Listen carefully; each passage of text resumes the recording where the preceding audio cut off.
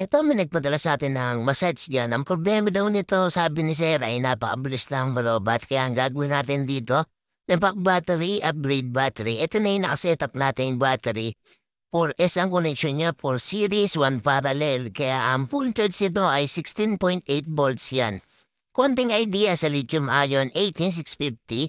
Ang nominal voltage nito ay 3.7 volts. Ang voltage naman niya 4.2 volts. Ang discharge cut-off naman ng battery niya ay 3.0 volts yan. Para sa mga nagtatanong tungkol dito sa lithium-ion, yan, siyempre kinabit natin dyan, brand new battery to rated battery, lithium-ion 8650. Available sa shop yan, napadami nating stock pa dahil LiPo4 battery, 32700 yan, marami rin tayong stock sa shop. Pwede kayo mag-walk-in dyan anytime para bumili ng mga battery na lithium-ion 18650 at 32700 LiPo4 battery. At yan, mapansin nyo na setup na yung battery natin, binalutan natin at ikakabit na natin dito sa unit ni Sir. Ang kinabit ko dyan ay 2,600 mAh per cell. Since series connection to, kaya ang capacity pa rin niya ay 2,600 mAh. Ngayon, nagkausap kami ni Sir, sabi ni Sir, baka daw pwedeng isagad ba natin na upgrade to, kaya pinalitan pa ulit natin yung battery na yan. Ang kinabit na natin dyan ay 3,200 mAh. Yan, kaya upgraded na talaga yung battery na nakabit ito. Yung binalitan natin ng battery ng 3,200 mAh, yan din natin na video. Kasi ito na yung nabigyan natin dahil ginawa na kagad natin yan noong pagdating pa lang. And nagkausap kami ni Sir, sabi niya, baka daw pwedeng i-upgrade ko pa, kaya pinalitan ko pa ulit yan ng battery. At ito, mapansin nyo, nakikabit natin yung battery, tapos i-connection na natin siya din sa board para kumana. Yan, sa mga magtatanong location ng shop, Tangos Baliwag Bulacan, kung ipipin nyo, o Sid Tangos Baliwag Bulacan. Pag nasa usin ka, ating tapat, nakita mo na yung shop natin yan, JM Repair Shop.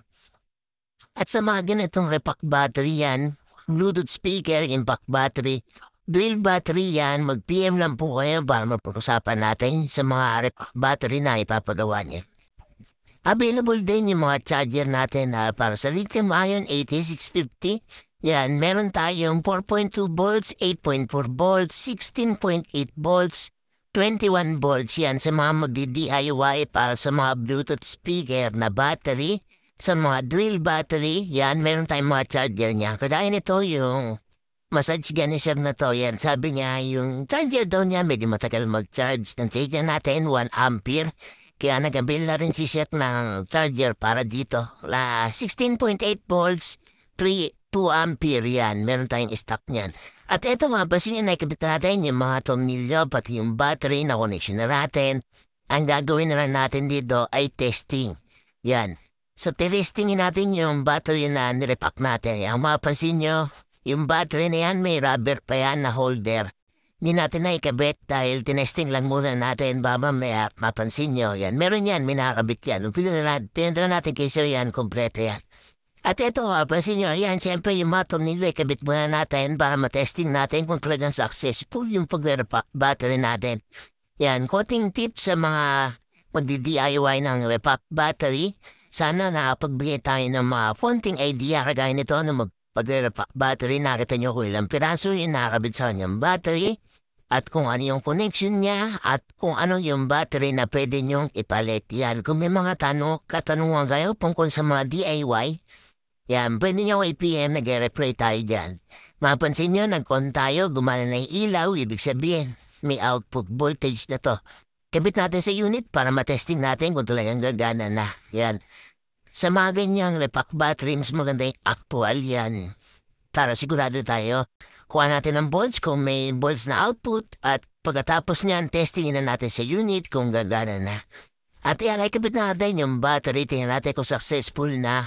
On natin, ayan, mapansin nyo gumana na yung digital. Ibig sabihin talagang working na yung repack battery natin. At yan natin yan man, gumana na. At okay na to. Yan, sa mga battery natin, naka-nominal voltage pa yan. Kaya pagdating sa inyo, full charge na lang yan. Bye-bye!